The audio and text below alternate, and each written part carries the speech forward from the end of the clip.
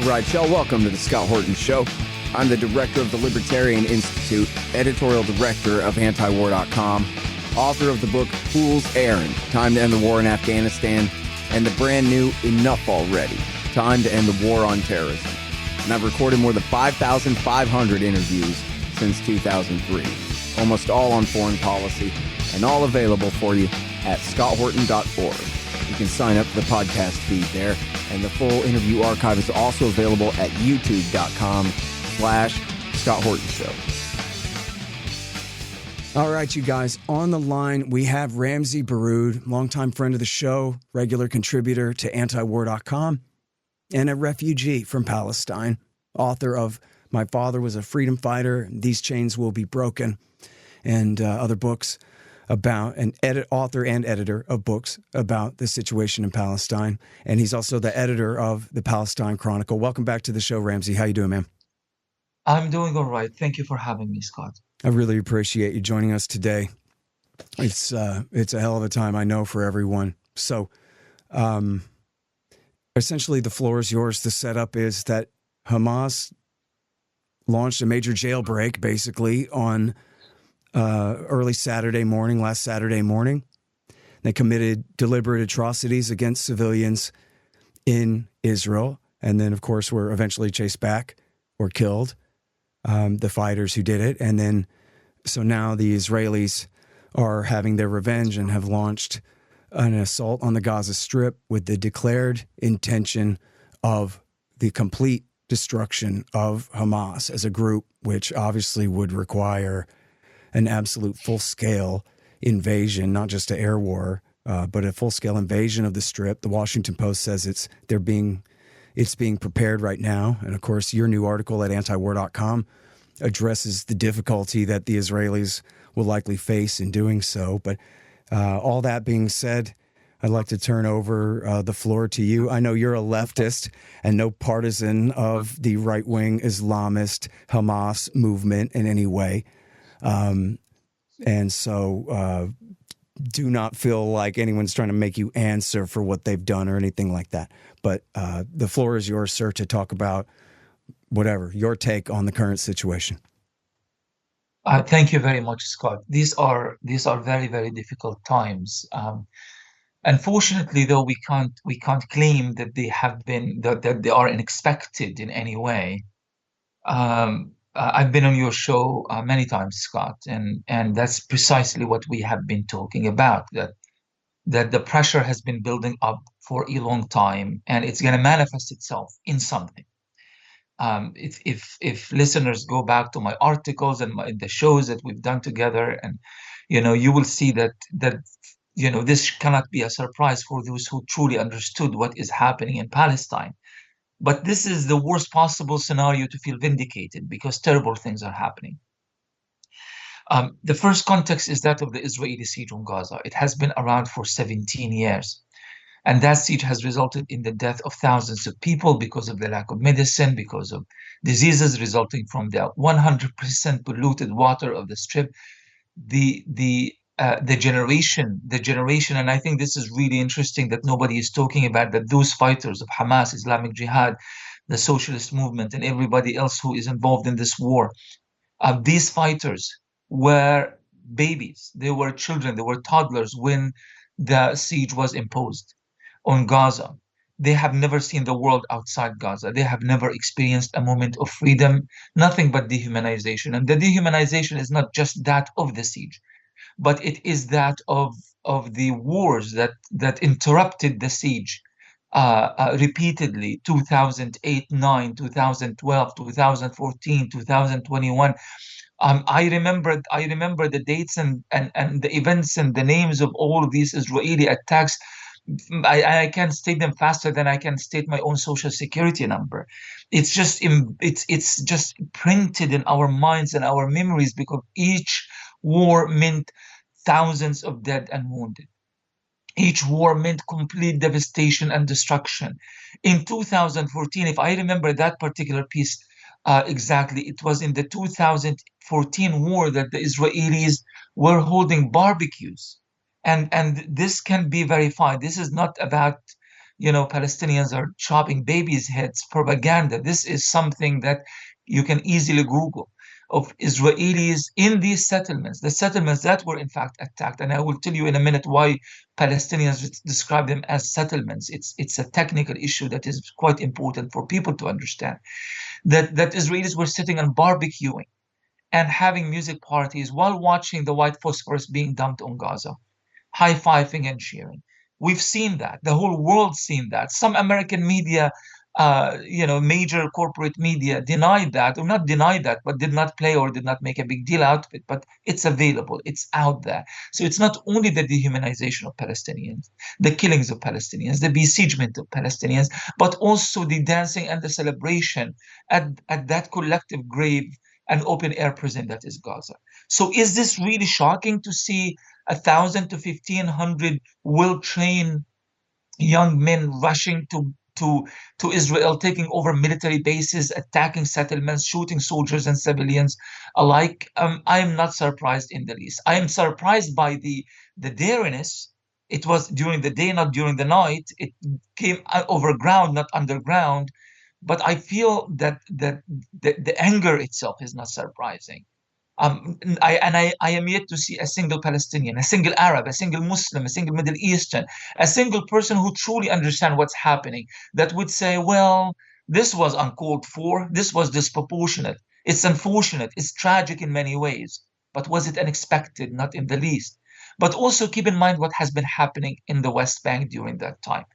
Militarily, Israel has been attacking Palestinian villages and towns in the West Bank for months.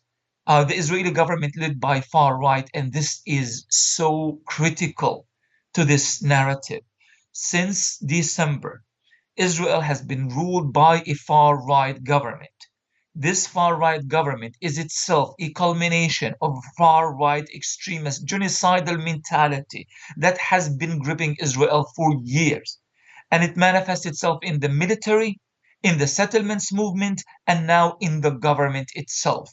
What do these guys want? It's not just about killing few Palestinians here and there.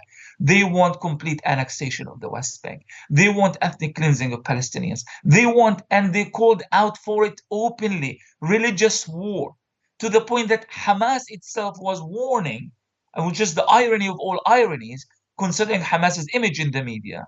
Hamas was warning that the Itamar bin Gvir and his party and others in Israel are inching and closer towards a religious war.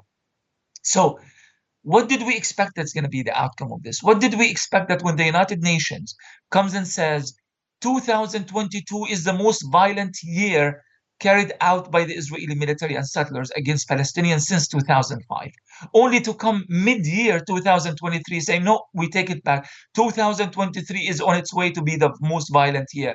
So violence has been building up for such a long time. I think what took us by surprise is this. Palestinians are a number, Scott. Let's be honest about this. Palestinians are victims.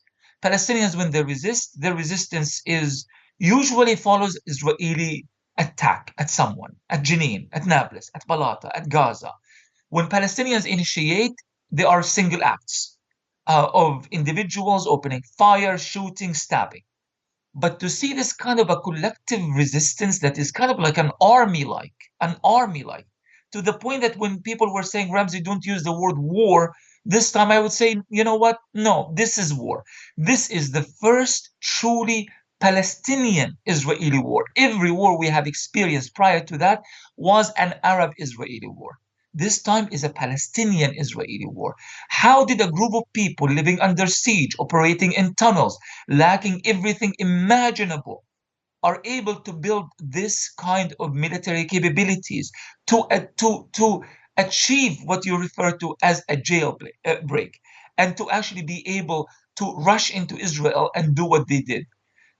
It is something that truly expresses the nature of anger, absolute seething anger and humiliation that Palestinians feel. Some, even on the left, yes, I am a leftist, but I am not truly happy with the way how some people in the left trying to understand this, because they too have been part of the dehumanization of Palestinians, or at least many of them have. They like to see Palestinians as victims. They like to feel sorry for Palestinians. When Palestinians fight back, it is not it is not something that makes them feel that they can explain or justify. You can't justify, to the point that in the first couple of days, a lot of them perpetrated or perpetuated rather the propaganda coming from Israel, not fully understanding what is true and what is not. And I wasn't denying anything. I was just saying, let's be careful. Let's be cautious before we make allegations. It takes months, sometimes years, to actually truly try to understand what has taken place. This has took every single time Israel attacked Gaza. It took months, sometimes more than a year, for the United Nations to issue a report, mostly because Israel would never allow them to go and actually investigate on the ground. Why are people rushing to judgment in an hour or two after the Hamas attack on southern Israel? Well, folks, sad to say, they lied us into war. All of them. World War I, World War II, Korea, Vietnam, Iraq War I, Serbia, Afghanistan, Iraq War II, Libya, Syria, Yemen. All of them. But now you can get the ebook, All the War Lies, by me for free. Just sign up for the email list at the bottom of the page at scotthorton.org or go to scotthorton.org/subscribe. Get All the War Lies by me for free. And then you'll never have to believe them again. Hey, y'all, Scott here. Let me tell you about Roberts & Roberts Brokerage, Inc. Who knew? Artificial bank credit expansion leads to price inflation and terribly distorted markets. If you've got any savings left at all, you need to protect them. You need to put some, at least, into precious metals. Well, Roberts & Roberts can set you up with the best deals on silver, gold, platinum, and palladium. And they've been doing this since 1977. Hey, if you just need some sound advice about sound money, they're there for you too.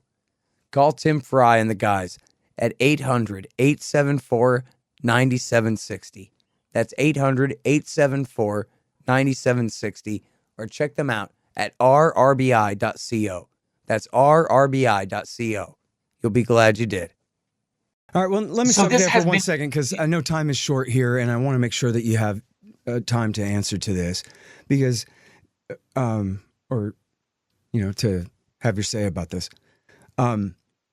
because regardless of the worst atrocity stories, which are already being debunked and all that, they clearly directly targeted civilians. They didn't go right after. They did go right after IDF bases, but they also went right after kibbutzes and targeted civilians as well in this rave and things.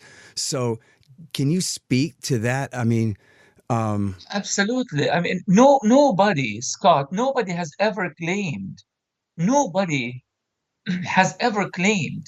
that neither the Palestinian resistance or any national liberation movement in the world has historically been known of being perfectly consistent with humanitarian rules and international law. We have seen a lot of videos, and I've seen them myself, and they were not part of a kind of a post-atrocity propaganda. It's something we have seen immediately, and I have correspondence. I run the Palestine Chronicle. I have correspondence on the ground. They talk directly to these guys they talk to them immediately after they came from Gaza. They uploaded videos. The videos were sent to the Palestine Chronicle. Many of them were published.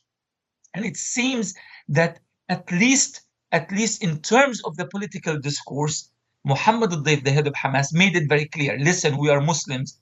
We don't kill women, children, or elders. And these are the rules. According to Prophet Muhammad, you don't destroy wells, you don't kill people of religion inside their houses of worship, and so forth and so on. That's something that we Palestinians and Muslims have known all of our lives. Was this violated? I am pretty sure it was. And I'm not going to try to justify or even contextualize that in any possible way. I am sure it was violated. But was it the policy, as in, you ISIS hordes, go to Israel, kill every man, woman, and child you see in your way? No. And the reason we know that this did not happen is that they have taken over kibbutzim.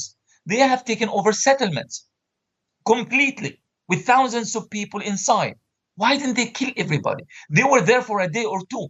Why didn't they kill everybody? The number would have been 50 to 60,000, So but it wasn't just that again, number. for time's sake, I'm sorry to interrupt, but you're saying that the worst atrocities that are being reported here, you believe, at least at first glance here, seem to you to be a lack of discipline among the forces rather than their standing orders to do?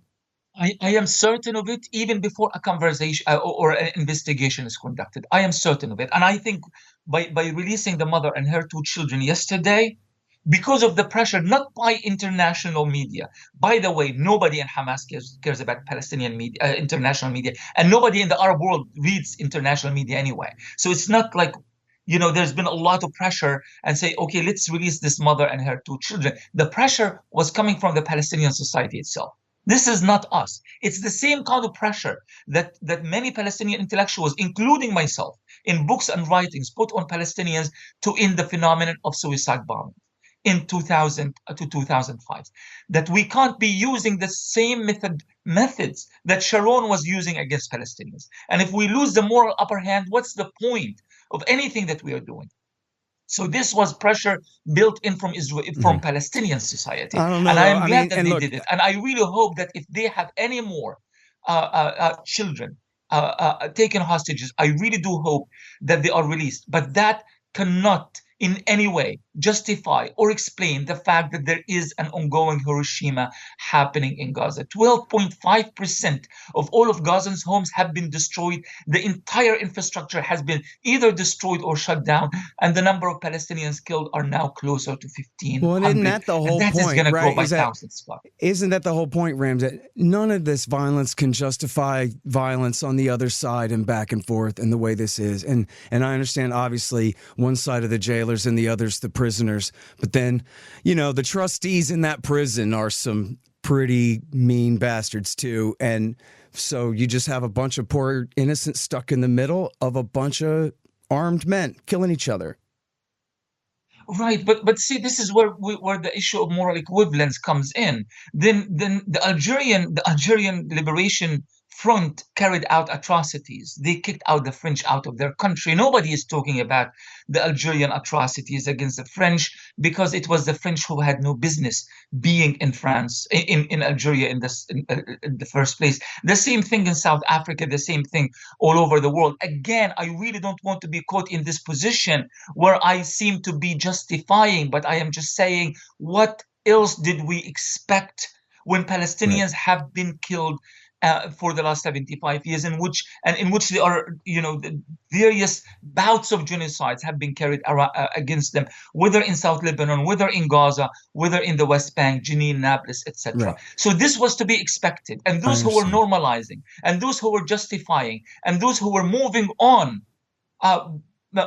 without the Palestinians at all being part of the political equations, have a lot to think about, regardless how they feel about this. But nobody can now say that there can be peace and stability and screw the Palestinians. That cannot be said anymore, regardless of how people feel about what has taken place. They are back at the center of the political equation. Justice has to be brought back to Palestine. Coexistence has to be achieved in Palestine, and pressure has to be put on those who are arming and supporting Israel in this war against the Palestinians. All right, listen, I'm so sorry that we're out of time because I think we could carry on this conversation all afternoon, but I know you got to go. But everybody, listen, this is the extremely important writer, Ramzy Baroud. He's one of our regulars at antiwar.com. His latest there is The Gaza War is Lost, but will Netanyahu concede? He's also the editor of the Palestine Chronicle, where I'm about to go and look right now. And I hope that we can talk again soon. Thank you very much. Take care, sir. The Scott Horton Show, Anti-War Radio, can be heard on KPFK 90.7 FM in LA, APSradio.com, antiwar.com, scotthorton.org, and libertarianinstitute.org.